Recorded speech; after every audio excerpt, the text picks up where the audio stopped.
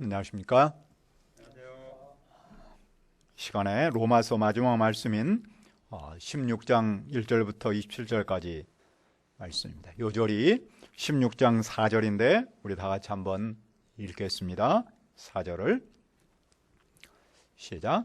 그들은 내 목숨을 위하여 자기들의 목까지도 내놓았나니 나뿐 아니라 이방인의 모든 교회도 그들에게 감사하느니라. 은혜로우신 아버지 하나님, 한 해 동안 우리와 함께 하신 것을 감사합니다. 또한 로마서 말씀으로 인도하신 한 학기를 감사합니다. 이 시간에 성령 하나님께서 도와주시고 함께 하셔서 또 새해를 맞이할 수 있는 주님의 말씀이 되기를 간절히 기도합니다. 성령 하나님께서 이 예배와 함께 하시고 예배하는 모든 당신의 아들, 딸들 심령 속에 역사하여 주옵소서. 성령님께서 끝까지 함께 하실 줄 믿고 예수님의 이름으로 기도합니다. 아멘. 기독교 역사를 말할 때 사도 바울을 빼놓을 수 없습니다. 그만큼 바울이 기독교 역사에 미친 영향이 위대하기 때문이죠. 예루살렘으로부터 시작한 복음이 유럽을 거쳐서 오늘 우리에까지 이른 데는 바울 사도의 역할을 빼놓을 수가 없습니다. 그가 그런 위대한 사역을 이룰 수 있었던 밑거름은 무엇일까요? 그가 위대했을까요? 아니면 다른 어떤 밑거름이 있었을까요? 첫째, 나의 동역자. 바울 사도는 로마 교회에 많은 믿음의 동역자를 추천하며 서로 문안하도록 합니다. 가장 먼저 소개하는 분은 갱그리아 교회 일꾼으로 있는 자매 베베입니다. 그녀는 평신도 사역자였습니다. 로마 교회는 그녀를 주님의 이름으로 영접해야 합니다. 그녀가 그들에게 어떤 도움을 원하든지 도와줘야 합니다. 왜 그렇게 해야 합니까? 그녀는 여러 사람과 바울의 보호자였기 때문입니다. 그녀는 물질이나 영적으로 많은 사람을 도왔습니다. 그녀는 굳은 일은 물론이고 좋은 일을 할 때도 자기의 손이 필요하면 언제든지 가서 소리 없이 섬겼습니다. 특히 그녀는 바울과 뒤에서 조용히 동역했습니다. 바울은 그런 그녀와 로마 교회가 서로 인사하기를 원합니다. 로마 교회는 또 누구와 서로 인사해야 합니까? 그리스도 안에서 바울의 동역자 브리스가와 아굴라와 인사해야 합니다. 브리스가가 아내이고 아굴라가 남편입니다. 아내 이름이 먼저 나온 것을 보면 아마도 브리스가가 바울 사도와 좀 더 적극적으로 동역했기 때문일 겁니다. 그들은 바울과 어떻게 동역했습니까? 4절을 보십시오. 그들은 내 목숨을 위하여 자기들의 목까지도 내놓았나니 나뿐 아니라 이방인의 모든 교회도 그들에게 감사하느니라. 그들은 바울의 목숨을 위하여 자기 목까지 내놓았습니다. 선한 목자였으면 양들을 위하여 당신의 목숨을 버리셨습니다. 의인을 위하여 죽는 자가 쉽지 않고 선인을 위하여 용감히 죽는 자가 혹 있습니다. 그런데 브리스가 부부는 동역자를 위해서 자기 목숨을 내놓았습니다. 대단한 동역자가 아닙니까? 바울과 그들은 언제 어디에서 어떻게 만났습니까? 그들이 서로 만난 곳은 고린도였습니다. 당시 로마 황제 클라우디우스는 로마에 사는 유대인을 모두 추방했습니다. 유대인이 반 예수파와 예수파로 나뉘어서 서로 싸운 것을 빌미로 했습니다. 그때 브리스가도 고린도로 왔습니다. 그들은 천막을 만들었습니다. 바울도 한동안 천막 만드는 일을 해서 생활비를 벌었습니다. 그것이 계기가 되어서 두 사람이 서로 만났고 서로 만나서 같은 일을 했고 같은 사역을 섬겼습니다. 그러나 바울은 선교 사역에 전념하게 되었고 그 후부터 브리스가 부부가 바울의 생활비를 지원하고 선교 사역에 동역했던 것이죠. 그런 그들의 동역은 바울뿐만 아니라 모든 교회까지 영향을 주었습니다. 모든 교회가 그 부부에 감사했습니다. 한 사람의 헌신적인 동역은 그 한 사람으로 그치지 않기 때문이겠죠. 다른 사람에게까지 반드시 영향을 끼칩니다. 동역의 헌신의 향기는 모든 사람의 가슴속 깊이 스며듭니다. 브리스가와 아굴라의 헌신은 어디까지 이어집니까? 그들은 자기 집을 가정교회로 제공했습니다. 그때는 예배당이 따로 없었습니다. 좀 큰 집을 가지고 있든지 또는 믿음이 성숙해서 자기의 집을 예배당으로 제공하는 예가 많았습니다. 브리스가 부부는 그만큼 믿음에 성숙해서 자기의 집까지도 예배당으로 헌신했던 것이죠. 그 가정교회의 첫 열매는 예배 매도입니다. 또 로마 교회를 위해 많이 수고한 마리아가 있습니다. 바울의 친척이며 그와 함께 감옥에 갇혔던 안드로니고니와 유니아도 있습니다. 그들은 사도들에게 좋은 평판을 받았습니다. 그들은 바울보다 먼저 예수를 믿었습니다. 그 밖에 주님 안에서 사랑하는 동역자들과 로마 교회가 서로 인사하기를 바랍니다. 그 중에 그냥 넘어갈 수 없는 한 동역자가 있는데 누구입니까? 13절을 보십시오.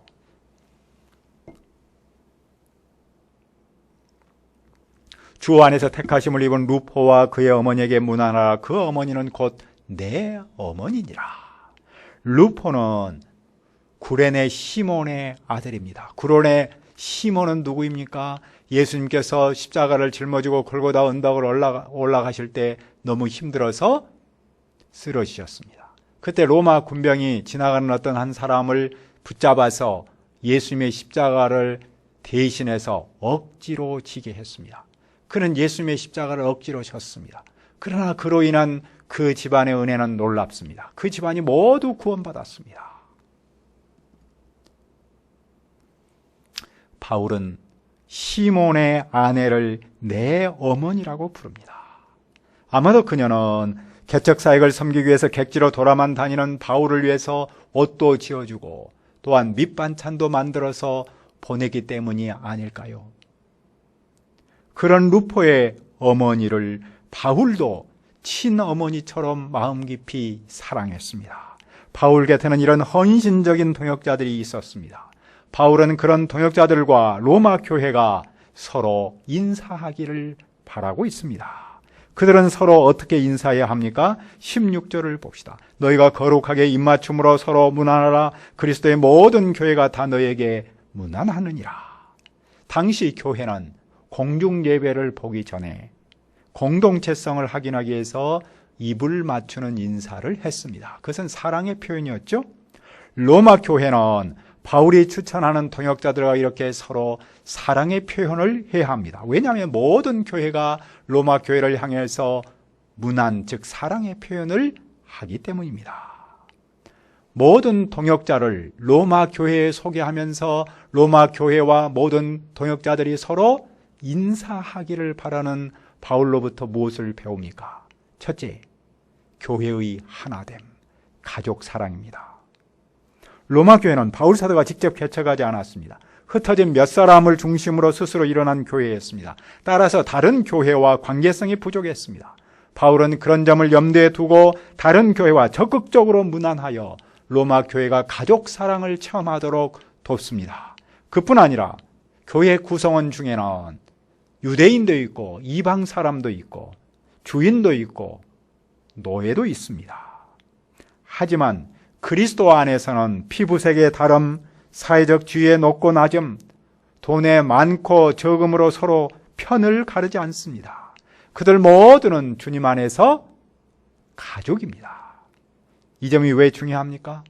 당시 교회는 세상으로부터 심각한 박해를 받았습니다. 그 외적 공격으로부터 교회가 살아남으려면 내적으로 하나가 되어야 합니다. 지역적으로 거리두기를 할지라도 마음은 더욱 가까이 있어야겠죠? 서로 문안하여 가족 사랑을 체험해야 합니다. 그래야만 외적 도전을 이기고 세상에서 소금과 빛으로 설 수 있기 때문이죠. 둘째로 동역자에 대한 감사와 사랑입니다. 바울은 많은 사람의 이름을 기억합니다. 그들 대부분은 이방 사역의 열매입니다. 사도는 그들을 나의 동역자라고 부릅니다. 그는 하나님의 사역을 그들과 함께 섬겼음을 강조한 겁니다. 바울은 그들의 수고와 헌신, 사랑을 모두 다 기억하고 표현하고 있는 겁니다. 이 점이 그가 위대한 목자로 살 수 있었던 비결입니다. 그가 복음 사역을 힘있게 섬길 수 있었던 밑거름입니다. 주님의 사역은 동역의 사역이죠. 오늘 우리 교회가 성경 선생님 목자로 살 수 있는 밑거름은 무엇입니까? 헌신적인 동역자들이 있기 때문이죠. 동역자에 대한 감사와 사랑이 있기 때문입니다. 우리 각자는 부족한 점이 있습니다. 하지만 서로를 아끼고 사랑하는 그 마음만큼은 무엇보다 강하지 않습니까? 이런 구호가 있습니다. 한 사람의 10걸음보다 10사람의 한 걸음이 더 낫다. 혼자서 무슨 일을 하기보다는 함께 동역하는 일의 중요성을 표현한 것이죠. 건강한 교회의 배경에는 언제나 헌신적인 동역자가 있습니다. 동역자들의 섬김과 기도가 있는 것이죠. 우리 교회가 오늘에 이르기까지 뒤에서 묵묵히 헌신한 동역자들을 기억하지 않을 수 없습니다. 더불어서 감사하지 않을 수 없지요. 사도는 그들에게 마지막으로 무엇을 권합니까? 둘째, 나의 복음 17절을 읽읍시다. 시작. 형제들아, 내가 너희를 권하노니 너희가 배운 교훈을 거슬러 분쟁을 일으키거나 거치게 하는 자들을 살피고 그들에게서 떠나라. 로마 교회는 고기를 먹는 사람과 채소를 먹는 사람 사이에서 서로 복음을 부인하거나 상대화하는 일이 있었죠. 그들은 가족 공동체성을 무너뜨렸습니다. 로마 교회는 그들에 대해서 어떻게 합니까? 누가 어떻게 동역자를 분열하는지 알아야 하고 그들로부터 떠나야 합니다. 왜 떠나야 합니까? 18절입니다. 이 같은 자들은 우리 주 예수 그리스도를 섬기지 아니하고 다만 자기들의 배만 섬기나니 교환한 말과 아첨하는 말로 순진한 자들의 마음을 미혹하느니라. 그들은 그리스도를 섬기지 않습니다. 겉모습과 몸은 교회에 있지만 그들의 속과 마음은 그리스도가 아닌 자기들의 배를 섬깁니다. 탐욕을 섬깁니다. 욕심을 채우죠. 그들은 부드러운 대화와 아첨으로 순진한 사람의 마음을 속이고 있습니다. 그러므로 교회는 어떻게 합니까? 로마 교회의 순종은 모든 사람에게 알려져 있었습니다. 사도의 가르침에 대한 순종은 모든 사람에게 소문이 났습니다. 그러므로 그들은 선한 일에 지혜롭고 악한 일에 순수한 마음을 가져야 합니다. 다시 말해서 교회는 그리스도를 섬기는 일에는 지혜롭고 탐욕을 섬기는 일에는 미련해야 합니다. 물들지 않아야 합니다. 사도의 가르침을 좀 더 잘 분별하고 좀 더 잘 순종하기 위해서 애써야 하는 것이죠. 그러나 그런 일은 누구의 도움이 필요합니까? 사도는 20절에서 이렇게 기도합니다. 평강의 하나님께서 속히 사탄을 너희 발 아래서 상하게 하시리라. 우리 주 예수 그리스도의 은혜가 너희와 함께 하기를. 성도를 미혹하는 일은 사탄이 하는 일입니다. 따라서 사람의 지혜만으로는 이길 수 없습니다. 하나님의 도우심이 필요합니다. 평강의 하나님께서 때가 되면 사탄을 그 발 아래 무너뜨릴 것입니다. 그 하나님께 성도는 도움을 청하고 기도하면 분별력을 갖고 사도의 말에 순종할 수 있는 것이죠. 그런 로마 교회를 위해서 몇몇 동역자들이 격려하고 있습니다. 바울 사도는 그들을 위해서 무슨 기도를 합니까? 25절과 26절을 읽읍시다. 시작. 나의 복음과 예수 그리스도를 전파함은 영세전부터 감춰졌다가 이제는 나타내신 바 되었으며 영원하신 하나님의 명을 따라 선지자들의 글로 말미암아 모든 민족이 믿어 순종하게 하시려고 알게 하신 바 그 신비의 계시를 따라 된 것이니 이 복음으로 너희를 능히 견고하게 하실. 나의 복음은 바울 사도가 전한 그 복음, 즉 예수 그리스도에 대한 선포입니다. 그것은 오랜 세월 동안 침묵했는데 하나님께서 선지자들의 글을 통해서 알게 하셨습니다. 그 목적은 모든 이방 사람이 믿어 순종하도록 하는 데 있습니다. 그 복음은 로마 교회를 매우 견고하게 했습니다. 그 복음을 주신 하나님은 지혜로우신 분입니다. 그분께 영광이 세세무궁하도록 기도합니다. 아멘. 여기서 볼 때 로마 교회를 굳게 세운 것은 무엇입니까? 나의 복음, 곧 하나님의 복음입니다. 복음은 모든 믿는 자에게 구원을 주시는 하나님의 능력입니다. 복음은 이방 사람을 믿어 순종하게 만듭니다. 복음은 한 사람을 헌신적인 동역자로 세웁니다. 그래서 바울은 평생 동안 복음을 증언했고 복음의 사도로 살았습니다. 그는 어떤 상황에서도 복음을 타협하지 않았습니다. 포기하지 않았습니다. 그는 처음부터 끝까지 복음을 붙들었고 전하는 일에 힘썼습니다. 여기에 그의 위대함이 있는 것이죠. 그런 로마 교회도 복음 안에 굳게 서기를 바랍니다. 복음을 잘 안다는 교만을 버리고 겸손하게 복음을 줄기차게 배우며 그 복음을 증언하는 일에 힘쓰기를 간절히 바라며 기도하고 있는 것이죠. 바울 사도의 그의 기도는 바로 오늘 우리 교회를 위한 기도입니다. 세상의 유일한 희망은 교회입니다. 세상은 하루가 다르게 급변하고 있습니다. 그러나 컨텍스트, 즉 환경은 변하지만 텍스트, 진리는 변하지 않습니다. 그 진리는 바로 복음입니다. 복음은 결코 변하지 않습니다. 그런데 교회는 복음으로 굳게 서야 합니다. 교회는 복음으로만 굳게 설 수 있습니다. 교회는 오직 복음으로만 세상 유혹을 이기고 생명을 구원하는 일에 쓰임받을 수 있습니다. 우리는 복음을 믿습니다. 그리고 우리는 복음을 공부하는 일에 게으르지 않아야 합니다. 우리는 복음을 다 안다는 자부심을 버리고 언제나 겸손한 마음으로 줄기차게 배우는 일에 힘써야 합니다. 그리고 더 나아가서 복음을 전파하는 일에 교회가 앞장서야 합니다. 우리는 복음을 통해서 일어날 변혁적인 삶과 세상을 꿈꾸어 볼 수 있습니다. 바울이 위대한 사역을 섬긴 밑거름은 무엇입니까? 나의 동역자, 나의 복음입니다. 그 자신이 위대해서가 아닙니다. 그는 평생 동안 선교 사역을 섬기면서 나의 동역자와 함께했고 나의 복음과 함께했습니다. 우리가 로마서 말씀을 마치면서 동역과 복음, 이 두 마디가 내 삶에 살아서 우리가 이 시대의 소금이요 빛으로 쓰임받을 수 있기를 기도합니다.